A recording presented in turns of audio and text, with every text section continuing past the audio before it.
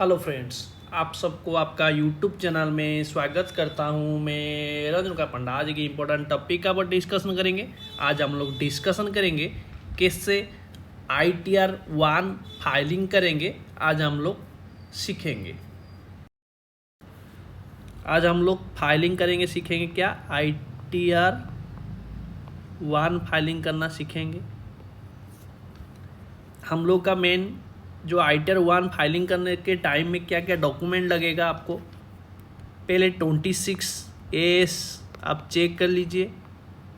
Second में AIS check कर लीजिए। असेसमेंट ईयर 24-25 यानी फिनेंशियल ईयर 23-24।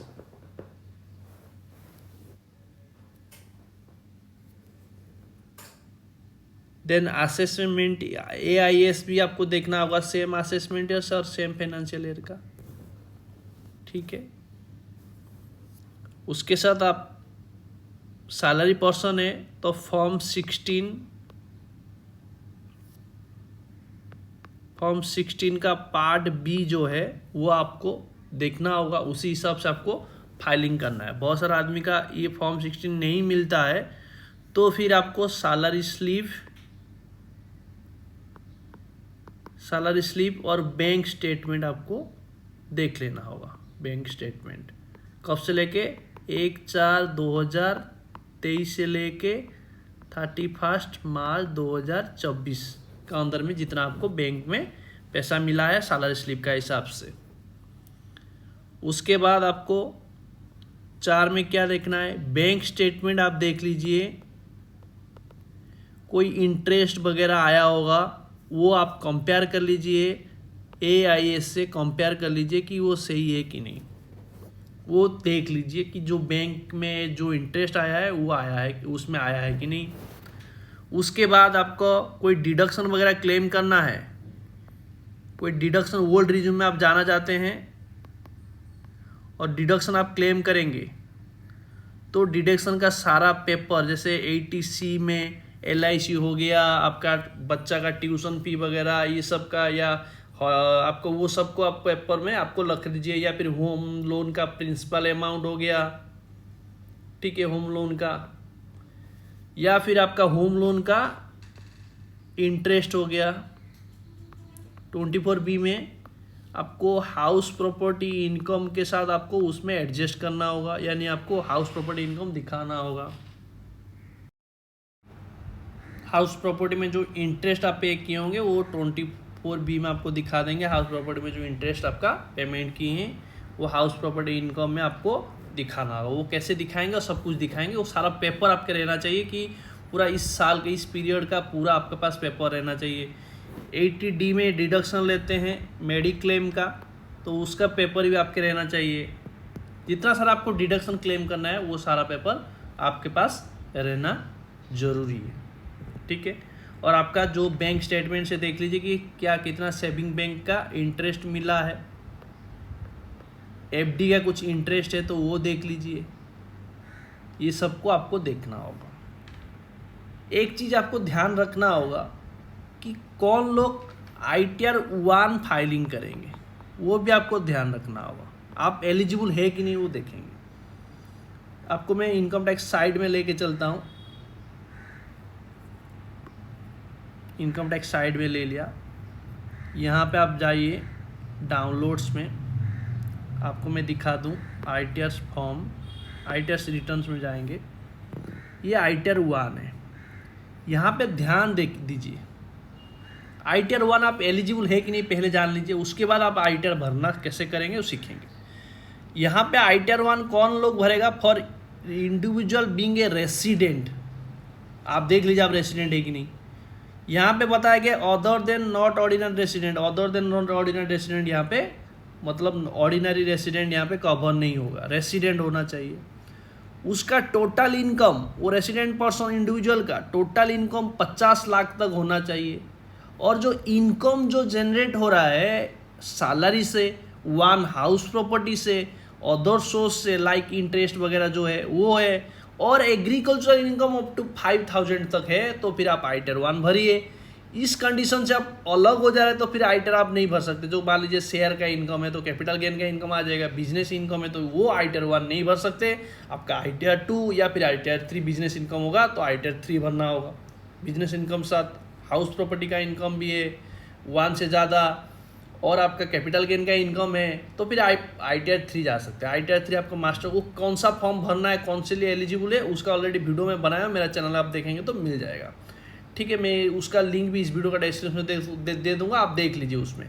तो मैं अभी आईटीआर 1 समझाने के लिए आपको बता रहा हूँ कि आपको ये क्राइटेरिया कंडीशन फुलफिल करना चाहिए कि आपका इनकम अप टू 50 लाख तक रहना चाहिए, आप रेसिडेंट पर्सन होना चाहिए, इंडिविजुअल होना चाहिए और आपका इनकम जो है सैलरी इनकम 1 हाउस प्रॉपर्टी और अदर सोर्स का इनकम होना चाहिए और एग्रीकल्चर इनकम अप टू 5,000 तक रहना चाहिए। ठीक है, ये हो गया। एक चीज़ और बताएंगे, आपका पीएफ में पैसा कटता होगा, वो भी आप हिसाब कर लीजिए, फॉर्म 16 से भी आपको मिल जाएगा कि वो भी आपको 80C में डिडक्शन मिलेगा। ठीक है, अभी हम लोग सिंपली अभी आईटीआर भरेंगे कैसे वो आज सीखेंगे।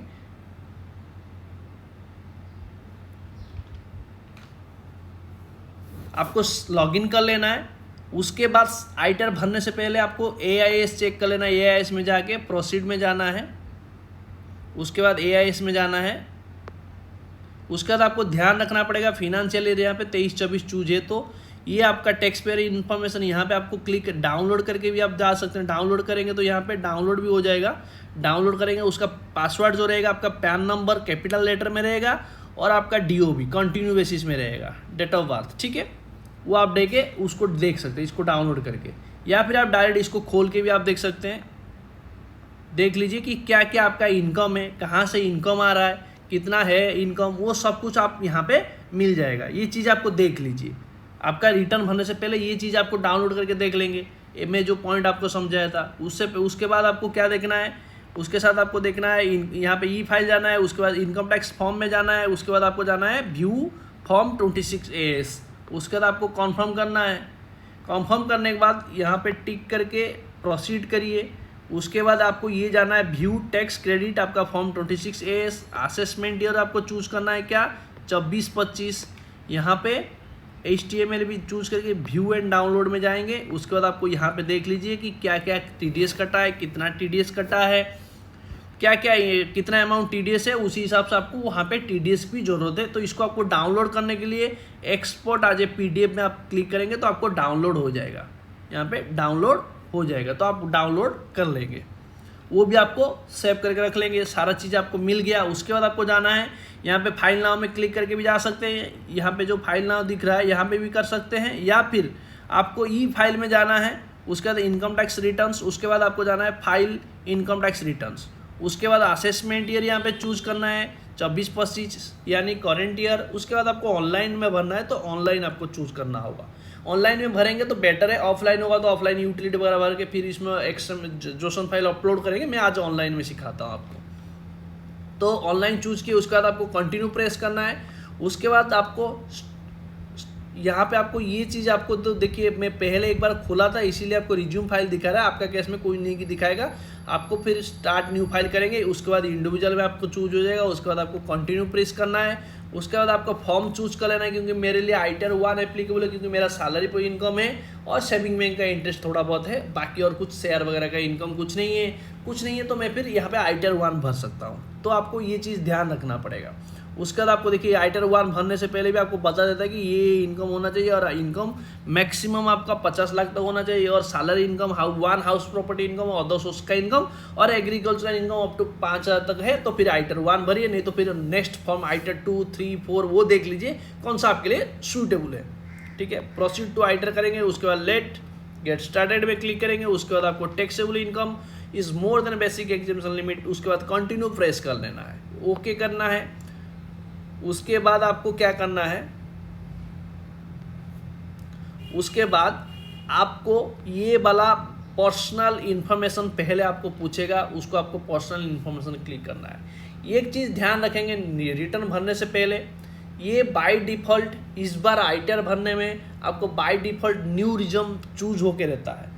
तो आप उसको ओल्ड रिज्यूम में जाएंगे, यानी डिडक्शन वगैरह क्लेम करना है या फिर आपका होम लोन का प्रिंसिपल इंटरेस्ट वो सब का बेनिफिट लेना है, तो फिर आपको यहाँ पे चूज करना होगा ओल्ड रिज्यूम। मैं बता दूंगा कि कहाँ पे चूज करना है, लेकिन बाय डिफ़ॉल्ट ये ध्यान रखेंगे न्यू रिज्यूम ऑटोमेटिक चूज होके रहता है। तो पर्सनल इन्फॉर्मेशन में आपको क्लिक करेंगे, एक एक चीज़ आपको देखना होगा कि यहाँ पे सैलरी जो चूज करेंगे। आप मान लीजिए मेरा केस में क्या है, फर्म में अदर में, गवर्नमेंट नहीं है अदर में है, मैं प्राइवेट सेक्टर में काम करता हूँ, तो अदर चूज कर लिया। यहाँ पे सेक्शन 139 सबसेक्शन 1 रहेगा। उसके बाद आपको यहाँ पे देख लीजिए, ध्यान रख लीजिए, ये जो पॉइंट है यहाँ पे बता रहा है कि do you wish to exercise the option under section 115 BAC 6 of opt out for new regime से ऑप्ट आउट होना चाहते हैं, यानी ओल्ड रिज्यूम में जाना चाहता हूँ तो मैं यहाँ पे येस करूँगा। जो लोग न्यू रिज्यूम में रहना चाहते हैं तो नो रखेंगे, कोई उसमें चेंज नहीं करना है। मैं ओल्ड रिज्यूम में जाना चाहता हूँ क्योंकि मेरे को डिडक्शन वगैरह क्लेम करना है, तो मैं येस में जाऊँगा। राइट, येस कर लिया। आपका केस में डिडक्शन वगैरह क्लेम नहीं करना है या प्रिंसिपल अमाउंट वगैरह कुछ नहीं है, तो आपको न्यू में जा सकते। दोनों में कंपेयर करेंगे, ओल्ड न्यू जिसमें आपको बेटर होगा उसमें जाएंगे। तो मैं आपको दिखाने के लिए अभी येस चूज कर लेता हूँ। राइट, उसके बाद आपको कोई भी एक बैंक अकाउंट वैलिडेट होना चाहिए। कोई भी एक बैंक अकाउंट, भले ही आपका 5-10 बैंक अकाउंट हो सकता है, लेकिन एक अकाउंट वैलिडेट होना चाहिए, उसमें रिफंड आपको मिलेगा। नहीं तो फिर आपको यहाँ पे ऐड ऑप्शन में बैंक को ऐड करना होगा। उसके बाद आपको कॉन्फर्म कर लेना है। उसके बाद ग्रॉस टोटल इनकम यहाँ पे जाना है। उसके बाद आपको यहाँ पे इनकम का डिटेल्स देना है, इसको स्किप कर लेना है येस करके। उसके बाद आपको यहाँ पे देखिए पहला फेज जो है इनकम फ्रॉम सैलरी, यानी सैलरी का इनकम यहाँ पे भरेंगे। उसके बाद फेज में आपको income from house property, one house property जो है उसका डिटेल्स भरेंगे। उसके बाद इनकम फ्रॉम अदर सोर्स, यानी डिविडेंड इनकम कुछ मिल गया, रिडम्पशन किए नहीं इसीलिए कैपिटल गेन जनरेट नहीं हुआ, लेकिन आपका डिविडेंड इनकम मिलता है तो आप यहाँ पे दे देंगे। सेविंग बैंक इंटरेस्ट होगा तो यहाँ पे दे देंगे। उसके बाद एग्जेम्पशन इनकम होगा तो आपको यहाँ पे डिटेल्स उसका भरेंगे। यहाँ पे इनकम का सारा डिटेल्स भरेंगे। मैं सैलरी पर्सन हूँ तो मेरे लिए मेरा फॉर्म 16 है, तो मैं फॉर्म 16 देख लूँगा। फॉर्म 16 क्या है देख लीजिए, फॉर्म 16 का पार्ट बी है ये। आपको इसी तरह आपको फॉर्म 16 मिल जाएगा। राइट,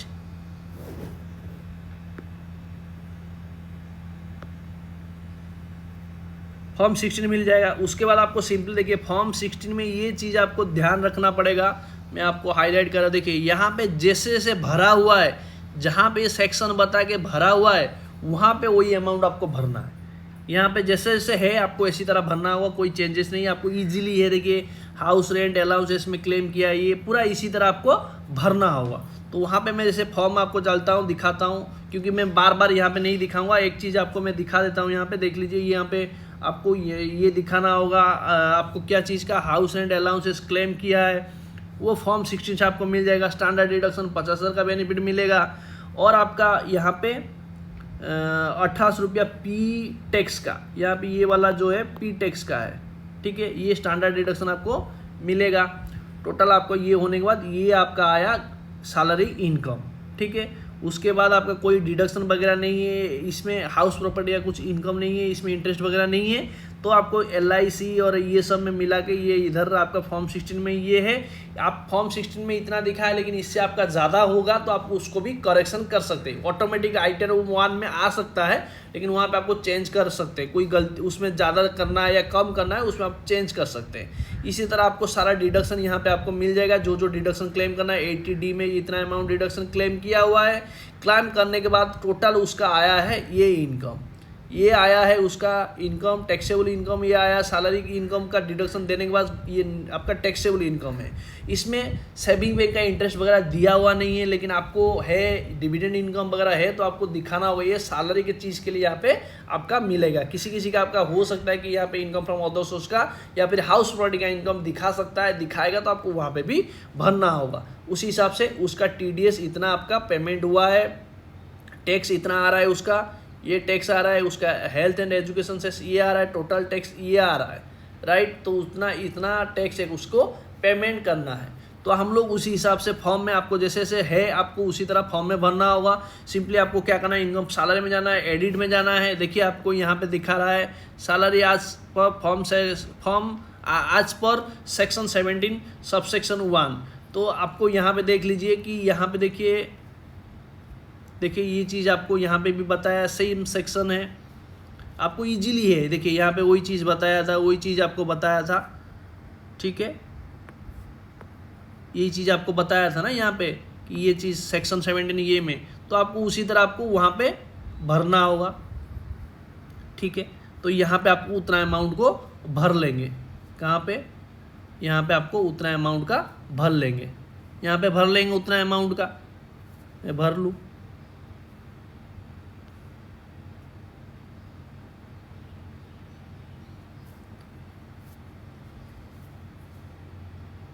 यहाँ पे उतना अमाउंट का हम लोग भर लेंगे।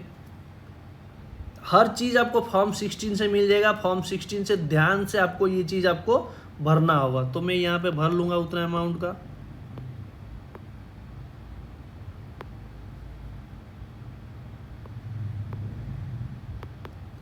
भर लिए। उसके बाद उसका और कुछ नहीं होगा, इसमें देख लीजिए, इसमें और कुछ नहीं है, कहाँ पे डायरेक्ट जाके उसको आपको अलाउंसेस में उसको एग्जेम्पशन मिला है हाउस रेंट अलाउंसेस में, तो आप हाउस रेंट अलाउंसेस में जाएंगे, यहाँ पे आपको कुछ नहीं करना है, इसको डिलीट कर लेना है, कुछ नहीं है। तो यहाँ पे देखिए एग्जेम्पशन अलाउंसेस, ये चीज़ देखेंगे वहाँ पे है, तो यहाँ पे आपको चूज़ करना है house rent allowances, house rent allowances आपको यहाँ पे चूज़ कर लेना होगा, जो आपका फॉर्म 16 में उसी हिसाब से आपको चूज़ करना होगा। देखिए allowances to meet an house rent का आपको चूज़ कर लिए, उसके बाद आपको यहाँ पे भरना होगा कितना अमाउंट हाउस रेंट अलाउंसेस का है, 19287, ठीक है, ये हो गया।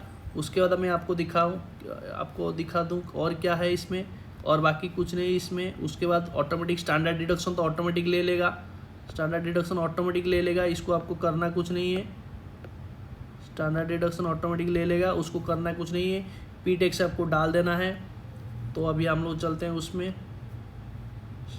ये आपका हो गया स्टैंडर्ड डिडक्शन ऑटोमेटिक ले लिया, पी टैक्स आपको डाल देना है, कितना डालना है, 1800 रुपया है, जिसे से है आपको करना है। उसके बाद आपको क्या करना है, और कुछ देख लीजिए इसमें है क्या, और इनकम में कुछ है क्या, और इनकम में कुछ है क्या, इनकम में और कुछ नहीं है, डायरेक्ट डिडक्शन में, डिडक्शन तो बाद में दिखाएंगे। तो इनकम आपका सारा यहाँ पे भरा हुआ है सैलरी इनकम का। उसके बाद आपको यहाँ पे सेव ऑप्शन में सेव कर लेना है, ये आपका सैलरी इनकम का सेव हो गया। ये इतना अमाउंट आपका आया 13,69,000 समथिंग आया है, ये आपको मैच कर लीजिए 69,546। तो आपका यहाँ पे देख लीजिए उतना अमाउंट है कि नहीं सैलरी इनकम है, ये देख लीजिए उतना अमाउंट का है, ये है उतना अमाउंट का। तो आपको ये आपका सैलरी इनकम है, ग्रॉस टोटल इनकम सैलरी का है। तो आ गया आपका उधर इनकम। उसके बाद आपको क्या करना है, उसके बाद आपको income from house property, house property में इनकम है, तो आपको यहाँ पे ऐड में जाना होगा। हाउस प्रॉपर्टी में आपका क्या हो गया, जो खुद का घर, वन हाउस प्रॉपर्टी यहाँ पे दिखा सकते हैं आइटर 1 में, तो सेल्फ ऑक्यूपाइड मान लीजिए आपका है, सेल्फ ऑक्यूपाइड है, तो आपको इंटरेस्ट जो पेमेंट करते हैं उसका यहाँ पे आपको मिलेगा बेनिफिट, इंटरेस्ट पेएबल आपको यहाँ पे बेनिफिट मिलेगा, बोरोइंग कैपिटल आपका यहाँ पे आपको वो इंटरेस्ट अमाउंट दिखा सकते हैं। अब यहाँ पे मैक्सिमम 2 लाख तक दिखा सकते हैं, उससे ज़्यादा नहीं दिखा सकते। फॉर एग्जांपल मैं यहाँ पे दिखाता हूँ आपको 2.5 लाख है आपका इंटरेस्ट, तो वो देखिए 2 लाख लेगा, उससे ज़्यादा नहीं लेगा। यहाँ पे देखिए बता दे रहा है कि the amount can not be exceed 2 lakh, 2 lakh से ज़्यादा यहाँ पे क्लेम नहीं कर। यहाँ पे सेल्फ ऑक्यूपाइड प्रॉपर्टी दिखा देंगे। उसके बाद आपको यहाँ पे इंटरेस्ट जो भी आपका है तो यहाँ पे आपको दिखा देंगे। मान लीजिए मेरा इंटरेस्ट 2 लाख तक मैक्सिमम यहाँ पे दिखा सकते हैं, तो यहाँ पे मान लीजिए आपका 2 लाख रुपया है इंटरेस्ट, राइट। तो 2 लाख रुपया यहाँ पे आपको क्लेम कर लेना है। 2 लाख से ज़्यादा दिखा नहीं सकते यहाँ पे, मैं आपको बताता हूँ। मान लीजिए यहाँ पे मैं 3 लाख दिखा रहा हूँ, राइट, आपको दिखाने के लिए, लेकिन वहाँ पे बता देगा कि आपको 2 लाख से ज़्यादा नहीं मिलेगा। देखिए यहाँ पे बता दे रहा है कि मैक्सिमम आपको 2 लाख मिलेगा, तो आपको यहाँ पे 2 लाख का बेनिफिट मिलेगा, राइट।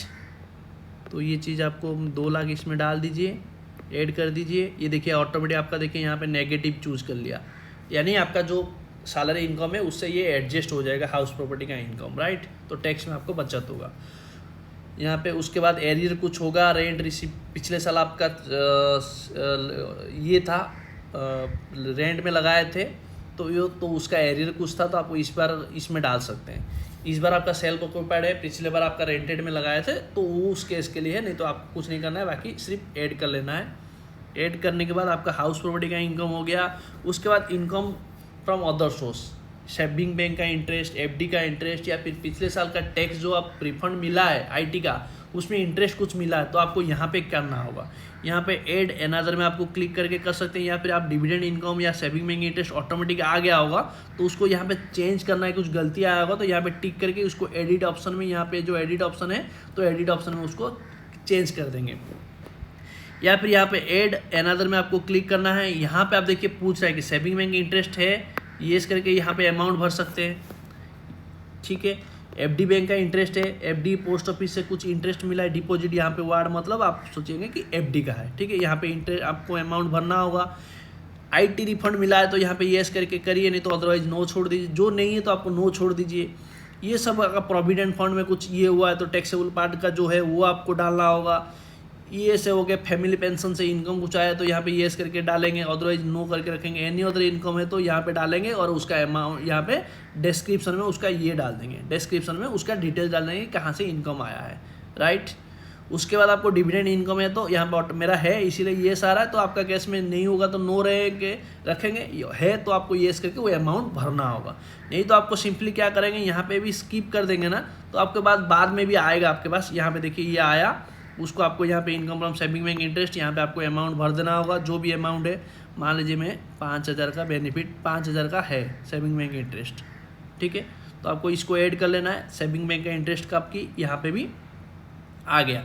पता है कि आपको सेविंग बैंक इंटरेस्ट में 80TTA में बेनिफिट मिल जाएगा, क्योंकि आप सीनियर सिटीजन नहीं है तो बिलो एज 60 है, तो फिर आपको 80TTA का बेनिफिट मिलेगा, अप टू 10,000 तक सेविंग बैंक का इंटरेस्ट बेनिफिट मिलेगा। तो मेरा कैसे में 5,000 है तो पूरा 5,000 का बेनिफिट मिल जाएगा।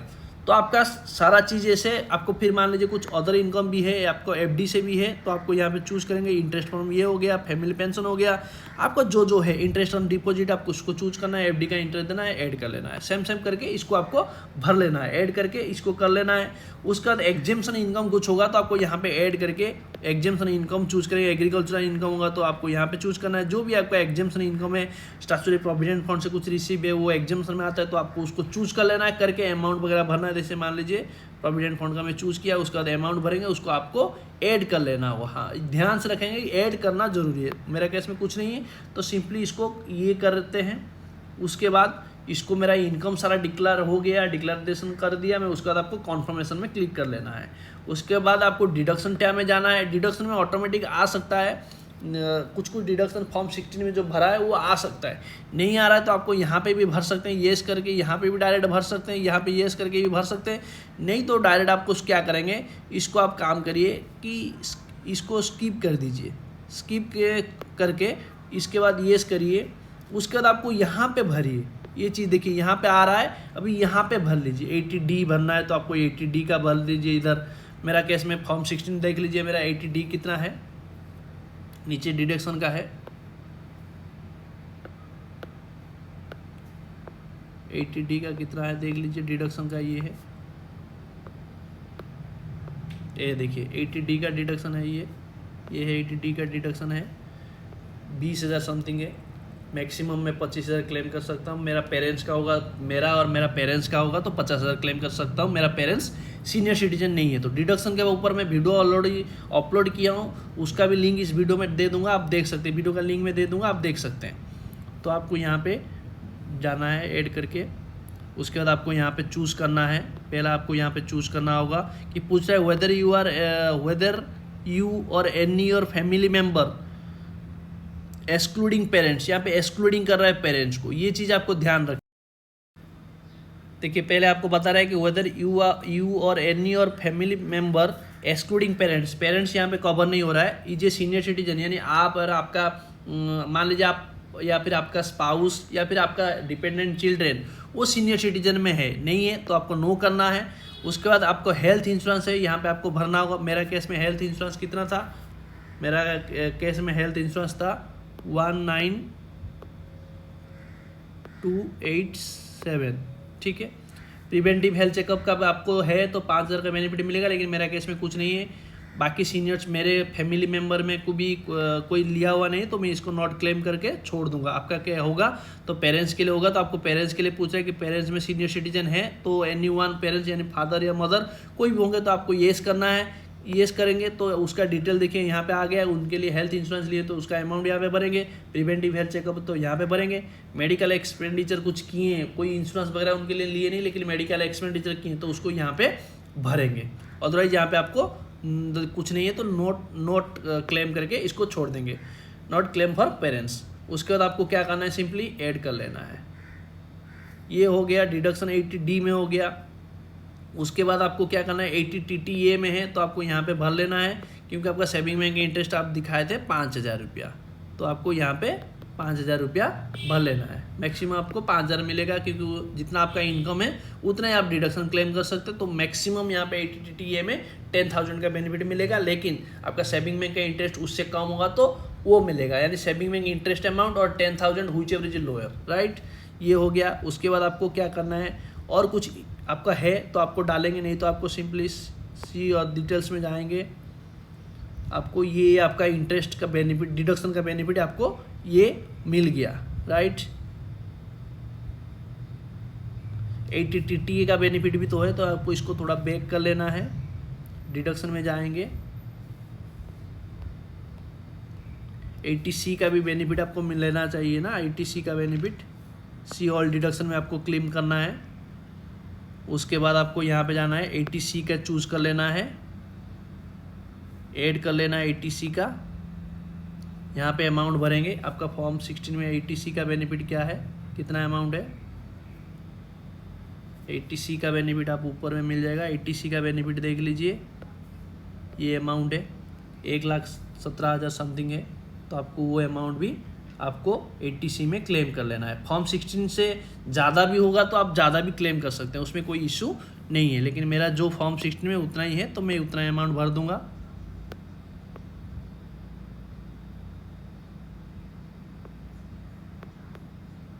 ठीक है। उसके बाद आपको ऐड कर लेना है, ऐड कर लेना है।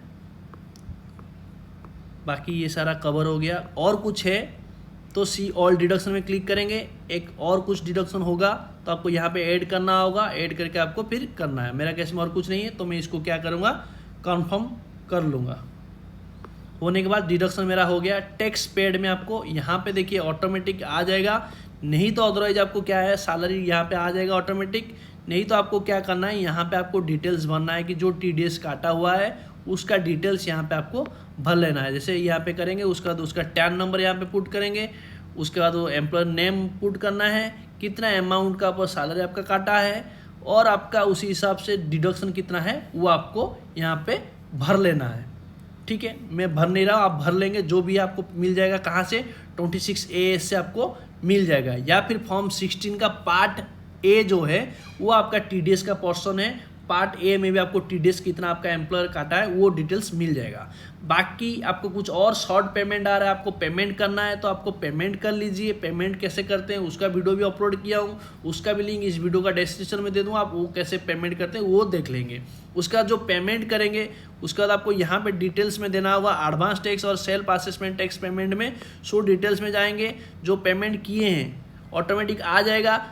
बहुत दिन पहले, 4-5 दिन 10 दिन पहले किए होंगे तो वो आ जाएगा, लेकिन रिसेंट आप पेमेंट किए तो उसका डिटेल्स आएगा नहीं। तो आपको क्या करना है, यहाँ पे ऐड करना है। ऐड करके उसका चालान से BSR कोड, चालान सीरियल नंबर और डेट ऑफ पेमेंट और अमाउंट, कितना अमाउंट उस चालान में, भले ही टैक्स में, एजुकेशन सेस में अलग अलग डाले हैं, लेकिन आपको वो पूरा चालान का अमाउंट यहाँ पे आपको भरना होगा। भरने के बाद आपको यहाँ पे ऐड कर लेंगे। ध्यान से ये चीज़ करेंगे। पेमेंट करने के बाद आप ये चीज़ ज़रूर करना है। बहुत सारा आदमी क्या करता है, छूट जाता है, फिर नोटिस आता है, नोटिस में आपको फिर रिप्लाई देना पड़ता है। ये बहुत एक चीज़ रहेगा, लेकिन ये चीज़ ध्यान रखेंगे। जैसे ही पेमेंट करेंगे उसका चालान का डिटेल्स भर लेंगे, क्योंकि तुरंत आप पेमेंट करते तो इसीलिए सारा डिटेल्स यहाँ पे आता नहीं है। लेकिन आप पेमेंट करने के बाद 10 से 15 दिन के बाद आप फाइलिंग करेंगे तो डिटेल्स आ जाएगा। जैसे यहाँ पे डिटेल्स है ना, यहाँ पे मैं कैंसिल करके आपको दिखाता हूँ। ये डिटेल्स एक है 100 रुपीज़ का, वो ऑटोमेटिक आ गया है। ठीक है, उसको भी देख लीजिए एक बार वो सही है कि नहीं। इसको अभी आप चेंज करना है, कुछ गलती है तो आपको एडिट कर सकते हैं, ऑटोमेटिक जो आया है, राइट। उसके बाद आपको ये इसको कंफर्म कर लेना है, जो अमाउंट वगैरह भरना है, जितना भरना है कंफर्म कर लेंगे। उसके बाद टैक्स लायबिलिटी आपका यहाँ पे 0 आएगा, लेकिन मेरा हिसाब से इसमें टैक्स लायबिलिटी में इसमें डिडक्शन में डाला नहीं हूँ। आप डाल देंगे तो टैक्स लायबिलिटी यहाँ पे आपको 0 आएगा। मैं अभी डाल के आपको बताता हूँ डिडक्शन में। अभी देखिए मेरा टैक्स पेड का डिटेल्स यहाँ पे भर दिया हूँ, भरने के बाद मेरे को कंफर्म कर दिया। अभी उसके बाद आप देखिए कि टैक्स पेड और टैक्स लायबिलिटी में आपको लायबिलिटी इतना है, लेकिन मेरा टैक्स पेमेंट जो है ज़्यादा है। टैक्स लायबिलिटी आप इसको क्लिक करके भी आप देख सकते हैं कि कहाँ से कैसे लायबिलिटी बन रहा है, वो आप देख लीजिए। देखने के बाद इसको भी आपको कंफर्म कर लेना है। देखिए टैक्स इंटरेस्ट वगैरह सब कुछ आगे ये आपका अमाउंट आ रहा है, यानी मेरा ज़्यादा पेमेंट हुआ है। तो ज़्यादा पेमेंट हुआ है तो रिफंड आ जाएगा। तो मैं इसको भरने के बाद देखिए सारा चीज़ कंफर्म हो गया। देखिए ब्लू में आपको कंफर्म हो गया, यहाँ पे भी ओके टिक हो गया, आपको ओके करके ये दे दिया, थम्स दिखा दिया। उसके बाद आपको यहाँ पे प्रोसीड ऑप्शन में आपको क्लिक करना है। प्रोसीड ऑप्शन में जैसे ही क्लिक करेंगे सारा डिटेल दिखा देगा। आपको जो एक्सेस पेमेंट किए थे लायबिलिटी से वो आपको रिफंड, देखिए एलिजिबल रिफंड अमाउंट वो दिखा दे रहा है। उसके बाद आपको प्रीव्यू तो रिटर्न में करेंगे। प्रीव्यू रिटर्न करने के बाद आपको यहाँ पे टिक करना है, उसका नाम वगैरह सब कुछ आ जाएगा, ये चीज़ देख लेंगे। उसके बाद प्रोसीड टू प्रीव्यू में आपको क्लिक करना है। प्रोसीड टू जैसे ही प्रीव्यू में क्लिक करेंगे, जो रिटर्न भरे थे उसको यहाँ से आपको डाउनलोड करके डाउनलोड कर सकते हैं, या फिर उसको प्रिंट लेके भी उसको फिजिकल में एक बार चेक कर लीजिए, या फिर ऐसे आपको इसको क्रॉस चेक कर लीजिए कि सब जहाँ पे भरा हुआ है वो सही भरा हुआ है कि नहीं। ऐसे भरा हुआ है, परफेक्ट है, तो फिर आपको इसको क्या करना है, proceed to validate. Proceed to validate करके आपका इधर आधार OTP या फिर आपका जो बैंक का अकाउंट जो लिंक है उसमें से EBC जनरेट करिए, या फिर DSE के थ्रू OTP दे के उसको वेरीफाई कर सकते हैं। उसको ध्यान रखेंगे, आप रिटर्न फाइलिंग करने का 30 दिन का अंदर में आपको वेरीफाई कर लेना चाहिए। अदरवाइज आपको फिजिकल मोड में करना है, यानी आपको बेंगलोर एड्रेस में आपको भेजना है, तो आपको एक्नॉलेजमेंट कॉपी जो है उसको आपको डाउनलोड कर लेना है, और आपको स्पीड पोस्ट का थ्रू आपको कुरियर कर लेना है। ध्यान रखना है 30 दिन का अंदर में आपको ये सब चीज़ करना है। तो आपको इसी तरह आपको आईटीआर का 1 फाइल फॉर्म करना है, फिलअप करना है। ठीक है दोस्तों, इस वीडियो अच्छा लगा जरूर लाइक करिए, कमेंट करिए, ज़्यादा शेयर करिए। आज के इतना ही, फिर मिलेंगे नया टॉपिक के साथ, तब तक के लिए जय हिंद जय भारत।